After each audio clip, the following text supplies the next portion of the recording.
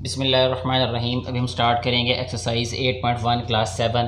Exercise start करने से पहले अगर आपने ये चैनल सब्सक्राइब नहीं किया तो काइंडली चैनल को सब्सक्राइब कर लें और वीडियो को शेयर ज़रूर करें ताकि ज़्यादा से ज़्यादा बेटे और बेटियों तक ये वीडियो पहुंच सके और उनको भी इनसे फ़ायदा हो सके। एक्सरसाइज 8.1 स्टार्ट करने से पहले कुछ बेसिक कॉन्सेप्ट्स हैं जो हमें पता होने चाहिए, क्योंकि अलजबरा का जो है वो चैप्टर हम स्टार्ट कर रहे हैं। तो बेसिक चीज़ें जो हैं वो अलजबरा में वो पहले आप लोगों से डिस्कस की जाएंगी। सबसे पहले पता होना चाहिए बेटे कि लिटरल्स किसे कहते हैं। इनको मैं राइट करूँगा, जस्ट हेडिंग और डेफिनेशन मैं बोल दूँगा और साथ में कुछ एग्जांपल्स के थ्रू जो है मैं आपको समझाने की कोशिश करूँगा कि ये चीज़ें या टर्म्स हैं क्या। ये द लेटर और alphabets that we use to represent unknowns, ठीक है, यानी वो लेटर या अल्फ़ाबेट्स, ठीक है, जिनको हम इस्तेमाल करते हैं अननोन को रिप्रेजेंट करने के लिए, आर कॉल्ड लिटरल। जैसे एग्जांपल कहता है कि अगर हम एरिया की बात करें, ठीक है, जैसे हमारे पास एरिया होता है, ये बुक में ही एग्जांपल्स हैं, मैं वहीं से आप लोगों को मेंशन कर रहा हूँ, ठीक है।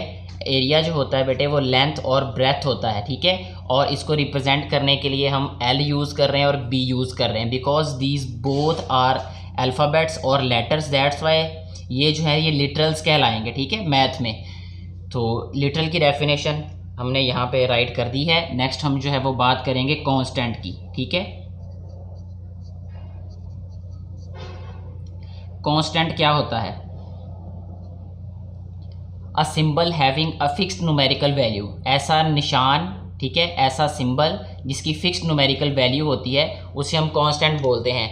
जैसे ये आपने पहले भी पढ़ा होगा प्रीवियस क्लासेस में कि जैसे हमारे पास 2 है, 7 है, 9 है, या कोई भी डिजिट जो है वो नंबर हो, इसको हम कांस्टेंट बोलते हैं क्योंकि इसकी फ़िक्स वैल्यू होती है। 2 का मतलब 2 होता है, 7 का मतलब 7 होता है, 3 का मतलब 3 होता है, इसलिए इसको कांस्टेंट बोलते हैं, ठीक है। इसके बाद जो है वो नेक्स्ट हम बात करेंगे बेटे वेरिएबल की।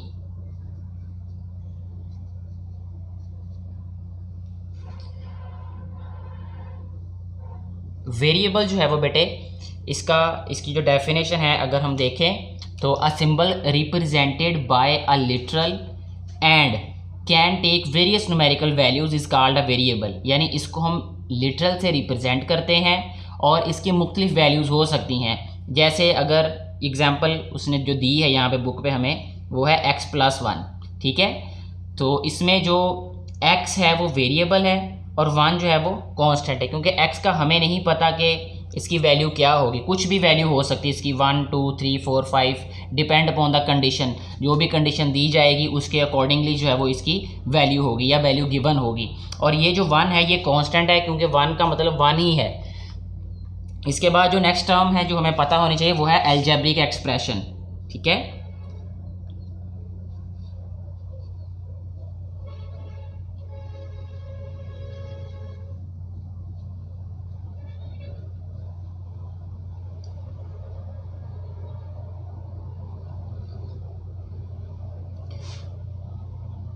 बेटे अगर हम इसकी डेफिनेशन देखें तो डेफिनेशन कुछ इस तरह से होती है इसकी कि a combination of constants and variables, ठीक है।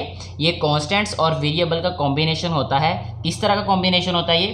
Connected by the science of fundamental operations, ठीक है। यहाँ पे हम कुछ चीज़ें राइट कर लेते हैं। कांस्टेंट, ठीक है, वेरिएबल, ठीक है। ये कांस्टेंट और वेरिएबल का क्या होता है? रिलेशन होता है या कनेक्शन होता है या कॉम्बिनेशन होता है। किस तरीके से? कि जब हम इनको कनेक्ट करें फंडामेंटल ऑपरेशंस के साथ। फंडामेंटल ऑपरेशंस क्या होते हैं? प्लस होता है, माइनस होता है और इसके बाद मल्टीप्लाई होता है और डिवाइड होता है, ठीक है। इन ऑपरेशंस के थ्रू जब हम कांस्टेंट्स और वेरिएबल्स को आपस में जोड़ते हैं या मिलाते हैं तो वो अलजेब्रिक एक्सप्रेशन बन जाता है, ठीक हो गया जी। इसकी एग्जांपल भी यहाँ पे एक लिख देते हैं ताकि मज़ीद क्लियर हो जाए। जैसे अगर हम लिखें 4x + y या कोई भी और इस तरह का हम एक्सप्रेशन राइट कर सकते हैं जो कि अलजेब्रिक एक्सप्रेशन होगा। इसके बाद जो है वो नेक्स्ट हम बात करेंगे बेटे अलजेब्रिक टर्म्स की।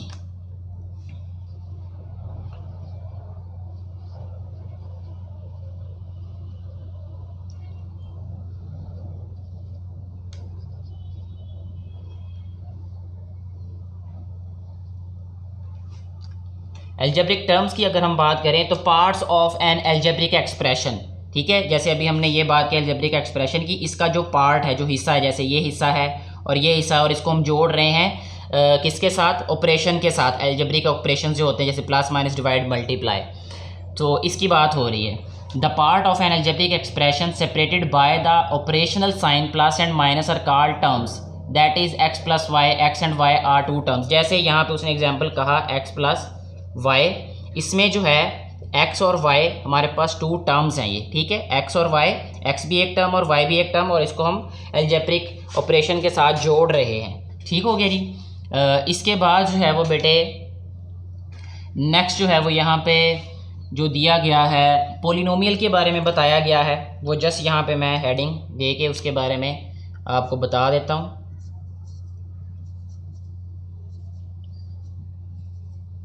पोलिनोमियल,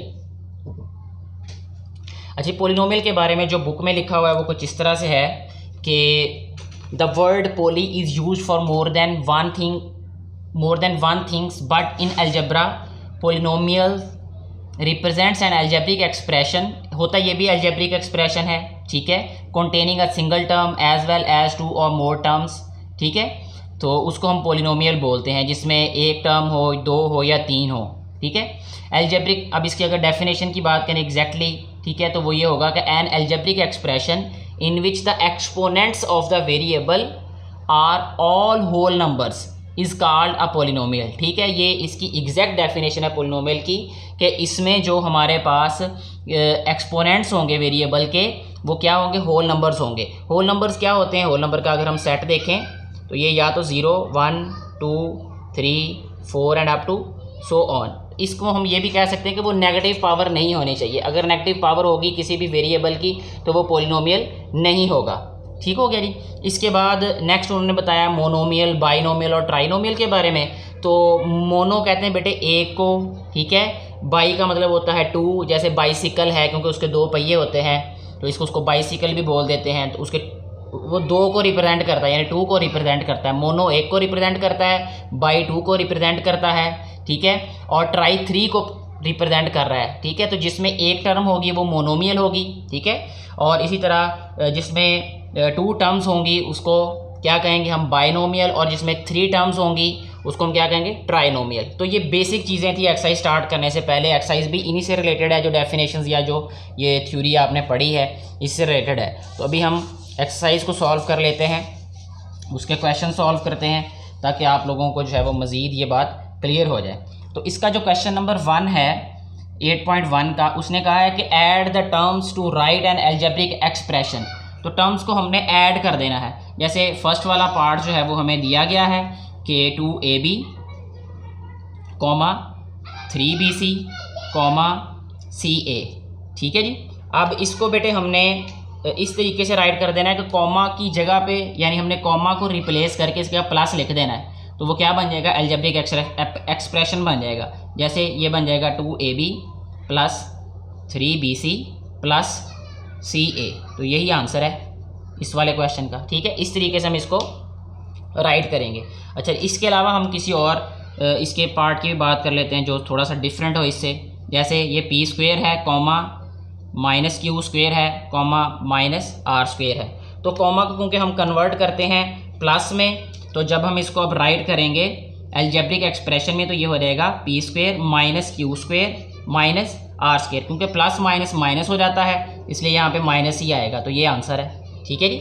इसके बाद नेक्स्ट अभी हम जो है वो एक पार्ट और इसका राइट कर लेते हैं कि जो कि है इसका पार्ट 9mm, 8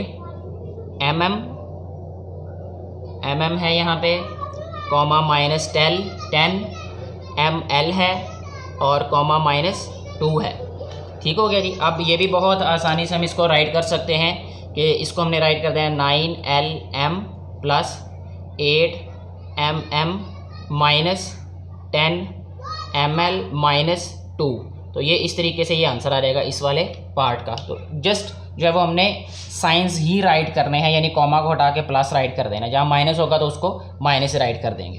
नेक्स्ट जो है वो अभी हम क्वेश्चन नंबर 2 को सॉल्व कर लेते हैं। क्वेश्चन नंबर 2 कुछ इस तरह से है कि उसमें पूछा है कि right constant and variable use in the expression. तो सबसे पहले जो हमारे पास एक्सप्रेशन है वो है x प्लस 3, ठीक है। तो इसमें हमने क्या बताना है, कांस्टेंट और वेरिएबल बताने हैं। तो इसमें सबसे पहले हम कांस्टेंट की बात करते हैं, उसके बाद वेरिएबल। देखिए कांस्टेंट जो है यहाँ पे 3 है, तो इसलिए यहाँ पे हम राइट करेंगे 3, और वेरिएबल क्या है, x है, ठीक हो गया। इसी तरीके से इसका कोई और पार्ट भी सॉल्व करते हैं कि जैसे हमारे पास अगर इस तरह का क्वेश्चन हो 3a प्लस b माइनस 2, तो इसमें बेटे जो कांस्टेंट है ना वो सिर्फ हमारे पास -2 है, ठीक है, और वेरिएबल a और b हैं। इस तरीके से ये जो 3 है ये कोफिशिएंट है ये, ठीक है, इसको हम कोफिशिएंट राइट करेंगे, इसको हम कांस्टेंट नहीं राइट करेंगे। इसके अलावा और कोई पार्ट इसका सॉल्व करते हैं, जैसे अगर हम फोर्थ पार्ट की बात करें वो है 5a।